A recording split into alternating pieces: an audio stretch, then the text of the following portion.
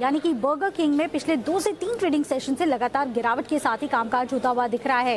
In fact पिछले 2 trading session से company ने नए 52 लोज को भी टच किया है और अपने जो QIP का प्राइस है उसके भी नीचे ये स्टॉक ट्रेड करता हुआ दिख रहा है। 129 रुपीज पे कंपनी ने हाल ही में एक QIP किया था जिसके जरिए करीब 1400 करोड़ रुपए जुटाए थे।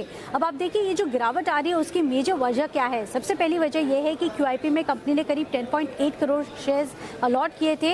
ये जो शेयर्स हैं वो मार्केट में लिस्ट हुए थे 18 फरवरी को और एक्सचेंज पे ये शेयर्स ट्रेड करने शुरू हो गए थे और वहीं से वॉल्यूम में बहुत ज़्यादा बढ़त होती हुई दिखी थी। अगर आप 20 डे वॉल्यूम का एवरेज देखते हैं उसके कंपैरिजन में जो वॉल्यूम्स है वो काफ़ी ज़्यादा थे, काफ़ी हाई थे। तो माना जा रहा है कि जो QIP वाले शेयर्स थे उसकी बिकवाली हावी होती हुई दिख रही है और इसके चलते इस स्टॉक में गिरावट आई थी।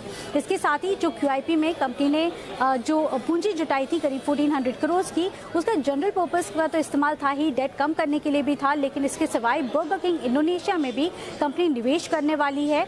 और यहाँ पे आप देखिए बहुत ज़्यादा निवेशकों को कॉन्फिडेंस नहीं है। वो इसलिए क्योंकि एक तो उनके जो फाइनेंशियल्स हैं वो हल्के से कमज़ोर हैं, कंपनी की आय में गिरावट आ रही है, लॉसेस कर रही है कंपनी, कैश फ्लोज भी थोड़े से नेगेटिव हैं और इसके साथ ही जो ओवरऑल इंडस्ट्री है इंडोनेशिया में QSR इंडस्ट्री, यहाँ पे भी थोड़ा सा प्रेशर बनता हुआ दिख रहा है। कई सारी कंपटीशन बढ़ रही है और इसके चलते माना जा रहा है कि आने वाले साल में भी जो लॉसेस हैं वो थोड़े से बढ़ सकते हैं, आय में थोड़ी सी कमी आ सकती है। इसके चलते बहुत ज़्यादा भरोसा नहीं है।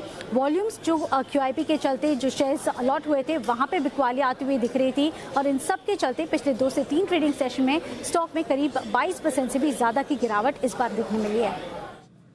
अविनाश जी, बर्गर किंग में क्या किया जाए? स्वाति, मुझे लग रहा है कि देखिए पहली बात तो ये जो सप्लाई ऑफ शेयर्स नए आ गए हैं बर्गर किंग के, यहाँ पे दिक्कत हुई है कि कंपनी ने इक्विटी डाइल्यूशन काफी सिग्निफिकेंट किया है।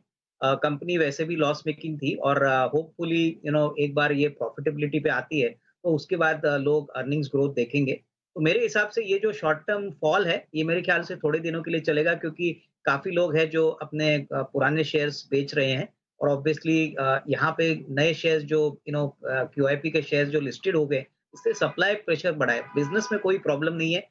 QSR का बिजनेस काफी स्ट्रांग है। अगले 1.5-2 साल के लिए मैनेजमेंट की कमेंट्री भी स्ट्रांग है।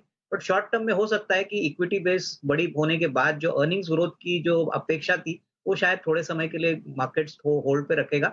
और जैसे इंडोनेशिया का प्रोजेक्ट है, ये थोड़ा सा रिस्की प्रोजेक्ट माना जा रहा है क्योंकि वहां पे बिजनेस कंडीशंस अच्छे नहीं है। तो मेरे ख्याल से जिनके पास है वो होल्ड करे, बट फ्रेश खरीदारी मुझे लग रहा है कि अभी करनी नहीं चाहिए। थोड़ा सा इंतजार करें, हो सकता है कि आपको ₹100 के नीचे भी ये स्टॉक मिले, तब भी शायद खरीदने के मौके मिले।